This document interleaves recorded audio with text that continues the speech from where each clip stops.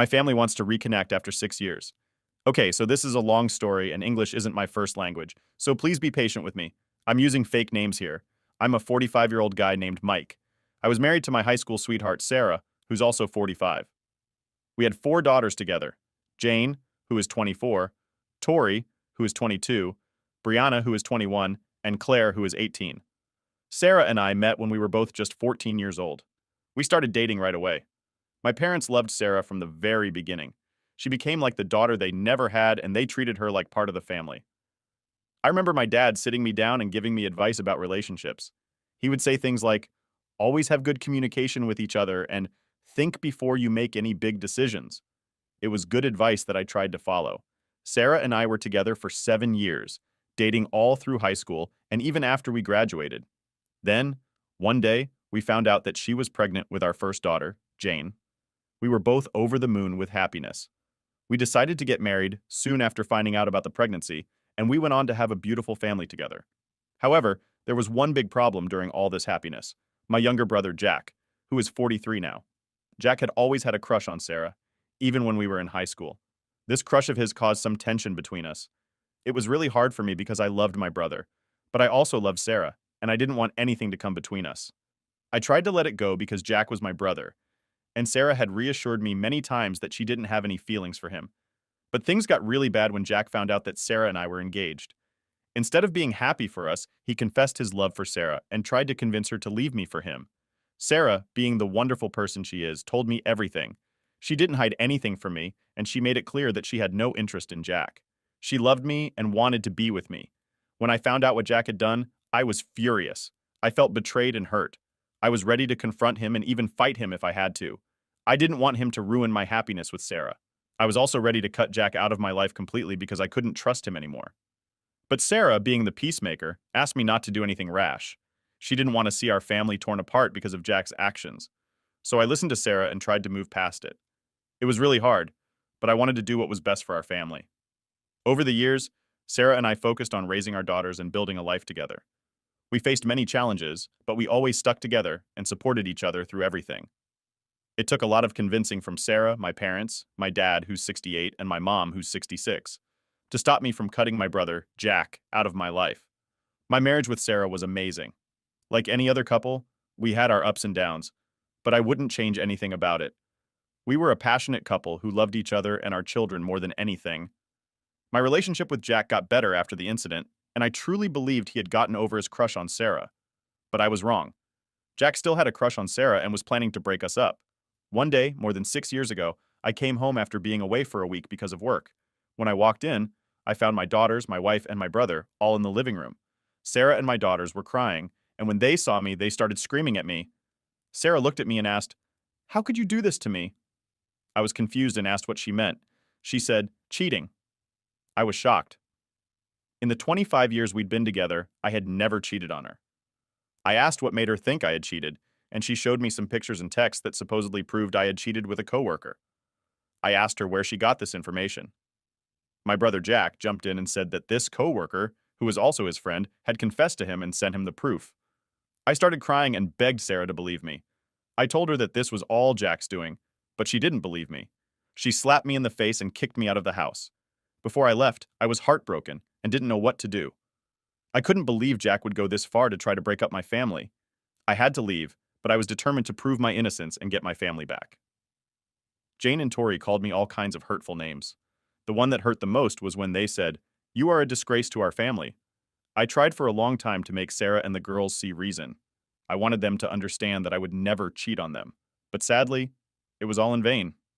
My parents disowned me, and my dad said that if I were a real man, I would make the divorce easy and quick before the end of the year. Eventually, Sarah and I got divorced, and my daughters didn't want to see me anymore. At the beginning of 2017, Sarah married Jack. My daughters sent me a message saying they hated me and didn't want anything to do with me. They said they had a new father figure in their lives now. It was incredibly hard, but with a lot of therapy, I learned to move on. I always held hope that my family would find out the truth, but I learned to live with the possibility that they never would.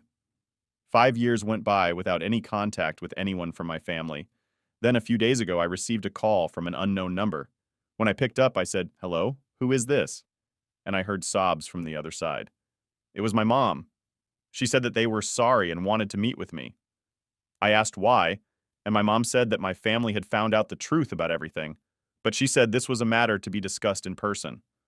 I told my mom that when or if I felt ready to meet them, I would call her. I didn't want to be contacted by anyone until I said something back.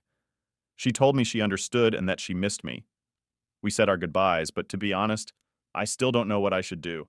Now, for the top of comments before reading the update, I'm so sorry. There was a similar post where the sister dragged her, then accused her of cheating Iran to her engagement, and her family kicked her out. It's amazing the lengths the people will go to because of jealousy. What your brother did was evil. If there really is proof of what he did, I hope he can be sued for emotional distress and parental alienation. I can't imagine the damage he's done to your daughters. I would also have your daughter's DNA tested in case there's more to this than just a setup by your brother. I can't imagine how devastating this whole ordeal must have been for you. It really says a lot about your character that you were able to keep your wits about you throughout all of this. I have an underhanded brother myself who just can't allow me to be happy no matter how small a win I get. But he hasn't done anything this massive to me yet. Whatever you decide to do, I am sure you'll choose wisely. The sad part is that my brother was never like this. I truly believed he was happy for me and had moved on knowing he plotted against me. This way it still hurts. I agree with the others. Please only meet with them on the condition that they'll be cutting your brother off. I'm sorry you were framed like this. It takes a certain kind of evilness and jealousy to do this to a family member. Whether or not you decide to meet with them should be entirely up to you. Whatever the case, I hope you're able to find closure at least and heal from this. Wow. I think if it was me, I wouldn't go back. I wouldn't choose a family. They didn't choose me. And if my husband got married and if my sister, I wouldn't even want to touch him anymore. The fact that she really knew he had a crush on her but still chose to believe him instead of you just shows how little trust and love she had for you to just throw it away like that and not even marry out of the family. But in the family with the initial brother who tried to tell her to leave before the wedding. Is she stupid? Can't be that naive, right? I'm sorry you're going through this. All the best and hoping for an update. And now for the updates. Update 1. A few people have asked me for an update, so here it is. So I arrived at my parents' Saturday morning and rang the door and my mom opened. She started crying and hugged me. It was a bit awkward for me. My dad gave me a handshake and I got in. My mom started trying to make small talk. She asked me how I was. She then commented that I looked way better and that I lost weight. I replied, "When you're depressed, you forget to eat." I then asked how they found out. My mom said that Jack was drunk and had an argument with Sarah and something like, "I didn't plan all this so that I would take your shit." Sarah then forced him to confess. Sarah: My daughters wanted to contact me, but my mom said it would be better if it just was her that contacted me. I started laughing. My dad was a little mad and asked me, "What's so funny?" I said that my brother probably spent years trying to separate me and Sarah, and it all blew up. All I had to do was be quiet, and he could continue with his beautiful life. I then asked my parents if they could imagine how would their lives be if they and Sarah didn't try to convince to forgive my brother after he tried to convince Sarah to run with him. My dad started crying. It was the first time in my 45 years of life that I'd seen my old man crying. He started to apologize, saying he was an awful father, but that he, my mom, Sarah, my daughters, were all sorry I was not able to cry. And I told them that I would love to reconcile, but it would take time. My mom asked me if she could give the green light to Sarah to contact me, and I said yes. He then asked more about my life as they wanted to know how I was doing. Overall, it was better than I expected. The next day, Sarah sent me a message and asked me if she could call me. I replied a few hours later that she could not. Even 5 minutes later, she called me. She asked me how I was. I told her that given the circumstances, it could be worse. I asked how she and her daughters were, and she said that they're not so good. After my brother confessed, Sarah, my daughters felt remorseful and kicked my brother out. I answer a few questions. Why did she marry Jack so quickly? And how come she didn't believe me? She started crying. She said that during and after our divorce, my brother had been her rock. Sarah said that they eventually started dating, and they got married because. And I was shocked to hear this. She got pregnant. I was taken aback when I heard it. I asked if she could repeat it, and she did. I told her that I needed time. I warned that the chances of us getting back together are not looking good, and I didn't want her to have false hopes. She cried a bit more, but said that she understood. She ended the conversation with, "I love you. I just said goodbye." Update 2. My mom was the bridge of communication between me and my daughters. I messaged her that I wanted to meet my daughters in a public place, and she recommended a park. And we met yesterday. When I got there, my daughters had already arrived. I only had a few seconds to process seeing them for the first time in more than half of a decade. Because Jane, my 24-year-old, jumped on me. She was crying and kept saying she was sorry and asked me to. Don't hate them. We stayed, hugged for a few minutes. It seemed like she didn't want to let me go. It took Claire, my 18-year-old, to take Jane off of me. Tori, my 22-year-old, asked me how I was. I looked at her for a few seconds. I still was surprised to see how much she had grown in the last few years. But I also kind of saw the last 6 years flashing through my eyes. For a while after the divorce, I just looked at pictures of me, Sarah, and the girls together, and remembering the good old days, and started wondering if living was still worth it. After a few seconds, I told Tori that I had gotten a cat. I said that he was a great cat, my best friend, and if it wasn't for him, I wouldn't be here speaking to her. As soon as I said this, all my daughters started crying. I was looking at them, crying on the inside, but somehow still able to maintain my posture. They all said that they were sorry for not believing me and begged me to forgive them. I told them that I loved them more than anything, but it would take me time to truly forgive them, and that they would have to show me by their actions and not their words how sorry they were. I noticed Jane was wearing a ring. I asked her about it. She told me that she had gotten married to her longtime boyfriend 2 years ago. At this point, I was about to burst into tears knowing that I had missed my daughter's wedding. I just asked if he walked down the aisle, and she quietly said yes. I just couldn't do it anymore and started crying my heart out. I had to sit down that a hole stole everything that I held dear and robbed me of one of the moments I was longing the most for walking my daughter down the aisle. I was ugly, crying, and I could tell that Jane was sad as well. I told her that I would get over it and not to worry about it. She just hugged me again silently. We stayed like that for what seemed a long time. After we broke off the hug, Jane said that she was sorry, once again. I told my daughters that I needed a few days, but I would love to go on family therapy with them, and they agreed. Me and my daughters are catching up about each other's lives, and it felt good to have a normal conversation with them. They gave me their phone numbers. We sent her goodbyes, and I hugged every single one of them tightly, for a long time. Update 3. I would like to start by thanking everyone for their support. A user has been messaging me, and his input on my situation has been very helpful. I explained to him that Jack was always praised by our parents due to his grades and was somewhat always competitive. This user believed that my brother could be a narcissist and saw Sarah and my daughters as trophies. Me and my daughters attended therapy last Saturday. I got in first and explained to the therapist my concerns about Jack being a narcissist. She told me my concerns could be right, but it was not certain. My therapy session was a bit emotional, but good. I started by explaining how I felt during all this time, how many nights I cried missing Sarah and the girls, how I had nightmares, and how hard it all was for me. My daughters did talk, but it was not easy to understand their words. They were crying the whole time, and it got worse as time went by to the point that I had to calm them down and reassure that I was not mad at them. The session ended, and we will attend our second session next Friday. Although I still don't know what will happen, I'm hopeful I can rebuild my relationship with my girls. I also had dinner with my daughters on Tuesday.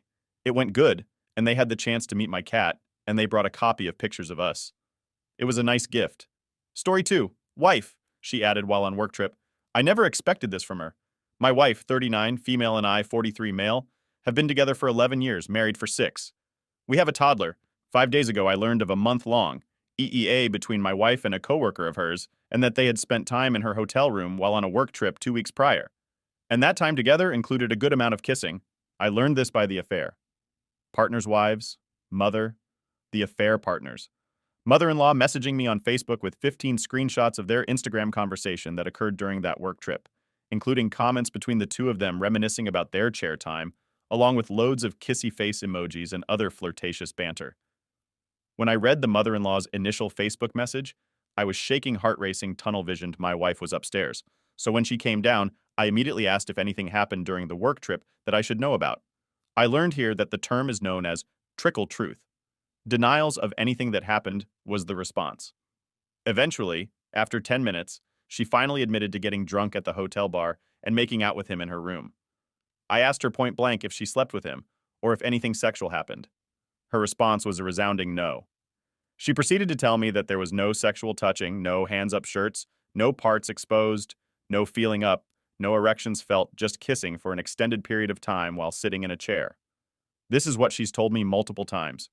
Well, it started at the doorway with him initiating. Then they went to the chair. She ended up getting sick and spent time on the floor, bathroom, and on the bed while he lay on the other side of the king-size bed until 6:30 a.m. the next night on their work trip in a different town. It was a two-night thing. He spent time in her hotel room until 10 p.m. or so.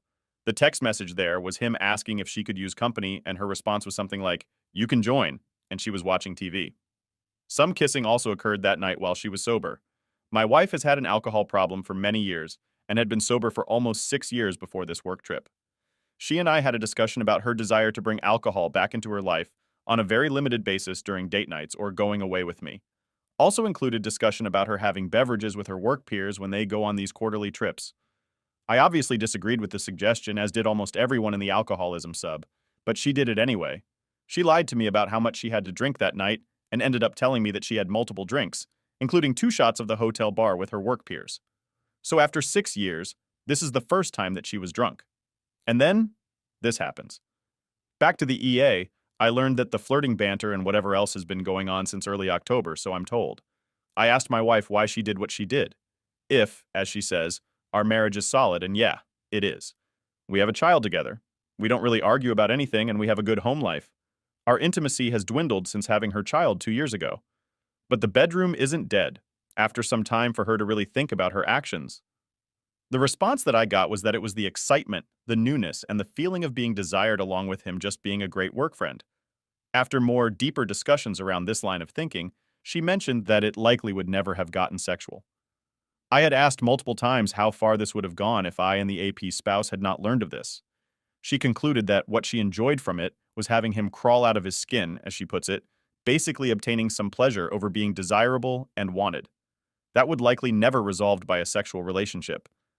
She explained to me repeatedly that she does not feel any romantic or intimate feelings for this guy and that it just happened. She admitted it was selfish and wrong. I told her what hurt me the most was the betrayal and the secrecy.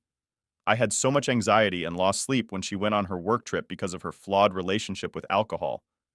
And little did I know that that was the least of my worries. "You just have to trust me, babe," was a text that I was sent the morning after. When I asked her about how much she had to drink the previous night, I never would have expected her to do this, though. Regarding the affair partner and his wife, I learned that this isn't the first time he's done this in his 7 years of marriage, and that she did go through his Instagram chats on another device, actually seeing the combos live as they occurred, because she had an inkling something would happen while he was away for his work trip. I've been in contact with her through text, and she has a very pleasant but hurt woman who will likely file for divorce. It's obvious, though, that he just doesn't care what hurt he causes her, or what he has allowed to cause others. So for me, I have very conflicting feelings about her short-lived affair, and what may come out of this. Since the D-Day, I felt extreme hurt, then anger, then forgiving, then anger again. And at times when I feel fine, I'm afraid I'm coming off as a pushover for showing my wife that she can get away with this again. There will be traveling again come January, and I don't know what to do about that. Anyway, this incident has triggered some real deep and open discussions with my wife about desire, intimacy, and what she and I want. It first started with me trying to understand what she was seeking or what she felt was missing from her life, and if there was anything we could do together to bring some excitement or feeling of newness into our marriage without the secrecy and betrayal. We aren't explicitly talking about opening the marriage, but she has expressed that she would be fine and would encourage me to have a person at work I could banter with and potentially kiss. I don't know. It's weird to me right now. Is this her way of giving me a pass? Or even saying that she wants an open marriage but doesn't want to really admit it yet to me? Or herself? Divorce right now is not on the table. And I know an open marriage with boundaries of some sort really isn't the best solution for something like this. And I realize that shouldn't even be discussed or even considered unless the marriage is truly solid. Thanks for reading my disorganized thoughts. Your input is welcome. Now for some additional comments. She's offering you a pass because they definitely had sex and probably have been in full-blown affair for much longer than just that trip. Open marriages that open because of infidelity do not work. You need to stand up for yourself and set boundaries in place for how recovery should take place. There is 0% chance that this is just an emotional affair and some kissing. Don't kid yourself. You don't have a month-long affair as adults and not sleep together, let alone when you're on a work trip. Her getting sick is as believable as other cheaters, saying the guy couldn't get it up, or that they realized what was going on moments before that they had sex, etc. She's telling you the bare minimum and sugarcoating the truth. It's obvious you're just too invested to see it. It's probably why she's suggesting an open relationship. She probably feels guilty and thinks this would lessen her betrayal. Leaving is easier if you stay together. Don't open things up. It's nearly as bad as having a baby to save the marriage. Sure, you'll get a confidence boost, but the problem was never with other women. It's her. Eventually, after 10 minutes, she finally admitted to getting drunk at the hotel bar and making out with him in her room. I asked her point blank if she slept with him or if anything sexual happened. The response was a resounding no. She proceeded to tell me that there was no sexual touching, no hands up shirts, no parts exposed, no feeling up, no erections felt, just kissing for an extended period of time while sitting in a chair. Teenagers kiss, adults screw, especially with a serial cheater. Involve the affair partner, multiple affairs according to his boss, and he's going to be satisfied with just kissing. Highly doubtful. I'd bet real money. The trickle of truth isn't exhausted. We aren't explicitly talking about opening the marriage, but she has expressed that she would be fine and would encourage me to have a person at work I could banter with and potentially kiss. I don't know. It's weird to me right now. Is this her way of giving me a pass or even saying that she wants an open marriage but doesn't want to really admit it yet to me or herself? This is her hoping that you take up the offer to sewage, her guilt for already doing so. It also further confirms to me that they had sex. Check your cell phone records to find out the frequency which they communicated over voice and text. Those records can't be faked or deleted, but you won't get content. I'd be very surprised if it isn't much greater than she's admitting to. Story 3. Am I the a-hole for refusing to help my wife's family anymore? I, 34M, got married 9 years ago to my wife Jessica, 33F. Jessica and I have 2 children, Robin, 7F, and Theo, 5M. Growing up, I didn't have a family. I was a foster kid who was bounced around a lot because sometimes my bio mother would take me back, but she'd always end up losing custody again or placing me back. When she finally stopped trying, I was 11 and too old for most people who wanted babies or really little kids, so I aged out of the system without being adopted or finding a family. I'd hoped when Jessica and I met that I'd be welcomed by her family, but that's not how it went. Took me years to figure it out, though. They look down on me. They're not totally obvious about it, but I see it in the way they are with me versus the way they're with the other sons' daughters-in-law. Like asking them about Christmas plans, but saying they didn't expect us to do anything else because I don't have a family. Or asking about the others' jobs and promotions, but never me. Then acting so shocked both times Jessica or I mentioned I was promoted. There was a time when my CIL mentioned a foster kid who won a scholarship to college, and it made it into the local news. The whole family's reaction was, "Oh wow, a foster kid making it to college is so unexpected." And Jessica pointed out I went to college.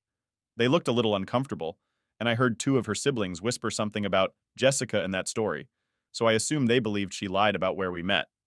They don't make an effort for my birthday. They make assumptions that I don't spend time with my kids.